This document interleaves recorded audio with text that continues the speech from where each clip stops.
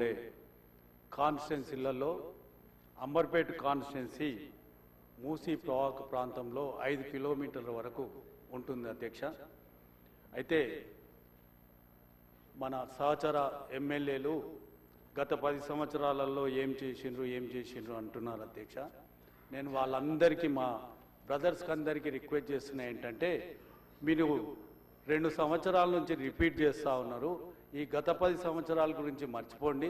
ఈ 2 సంవత్సరాల నుంచి ఏం చేసిండ్రు, ఇంకా 3 సంవత్సరాలు ఏం చేయబోతున్నారు, ఆ విషయం చర్చించుకుందామని నేను వాళ్ళందరికీ రిక్వెస్ట్ చేస్తున్నా అధ్యక్ష. మూసీ పునరుజ్జీవము నాగేందర్ అన్న మాట్లాడిండు.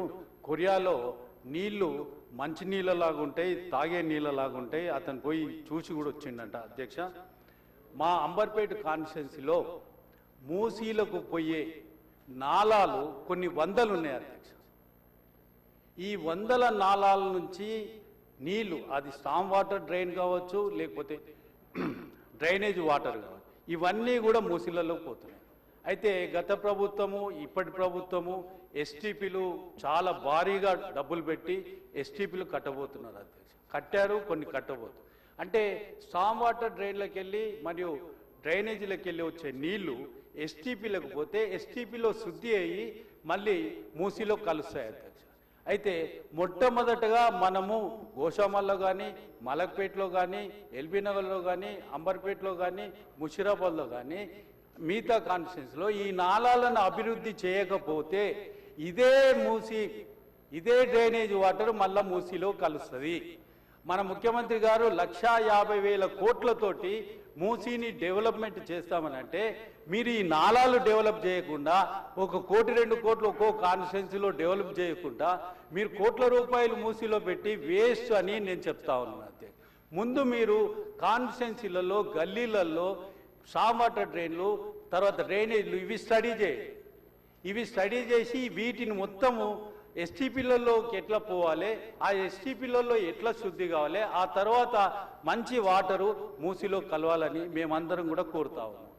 అయితే నేను ఒక 10 నెలల క్రితము ఇక్కడ ఆఫీసర్స్ ఎన్క్లోజర్లో ఎండి గారు ఉన్నారు అధ్యక్ష, వాటర్ వర్క్స్ ఎండి గారు.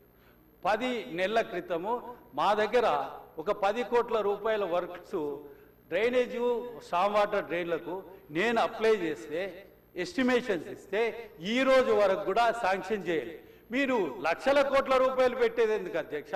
కాన్స్టిట్యున్సీకి ఒక 10 కోట్లు పెట్టి ముందు డ్రైనేజ్ వ్యవస్థ సరిగ్గా చేయండి. అది చేయకుండా మీరు 1,50,000 కోట్లు మూసీలో పెడతా అంటే దానికి ఏమన్నా అర్థం ఉందా అధ్యక్ష? ఒక్క కాన్స్టిట్యున్సీ ఏదైనా ఇక్కడుండే హైదరాబాద్లో ఉండే ఎమ్మెల్యేలను నేను రిక్వెస్ట్ చేసి అడుగుతున్నా, మీరు అడగండి అధ్యక్ష. ఒక్కరికన్నా 1 కోటి 2 కోట్ల రూపాయలు మా ఎండి గారు వాటర్ వర్క్స్ వాళ్ళు ఇచ్చారేమో అధ్యక్ష. 6 నెలల నుంచి అతని దగ్గర పెండింగ్ ఉంది. మీరు మూసీని ఏ విధంగా పునరుద్ధరిస్తారు అధ్యక్ష? మూసీలో గబ్బు వాటరు ఇవన్నీ మా ముషిరాబాద్లో, అంబర్పేటలో, మలక్పేటలో ఇవన్నీ తిరుగుతూ ఉన్నాయి. పార్టీ ఎమ్మెల్యేలను అడిగారు. ఇంత ఘోరం వ్యవస్థ ఉన్నప్పుడు మీరు ఎండి గారు ఏం చేస్తున్నారు అధ్యక్ష? మేము పోయి బతిలాడినా కూడా, రిక్వెస్ట్ చేసినా కూడా ఆయన శాంక్షన్ చేయడు. ఏమని 10 సంవత్సరం నుంచి మేము తిరుగుతూ ఉన్నాం. మీరు మూసి పెద్ద ప్రాజెక్టు పెట్టుకున్నారు. పెద్ద మా నాగేందర్ అన్న, మల్రెడ్డి రంగారెడ్డి అన్న చాలా గొప్ప విషయాలు చెప్పారు. మేము కూడా అంగీకరిస్తున్నాం. మాకు 5 కిలోమీటర్ల వరకు ఉన్నది. మూసి డెవలప్ చేయండి, మేము మీ అందరికీ సహకరిస్తాం. కానీ మూసి ఎప్పుడు డెవలప్ అవుతుందో అధ్యక్ష? ఈ నాళాలన్నీ, ఈ మురికి నీళ్ళన్నీ, ఈ డ్రైనేజ్లన్నీ మూసీలో కలుస్తాయి. ఆయన శాంక్షన్ చేయడు.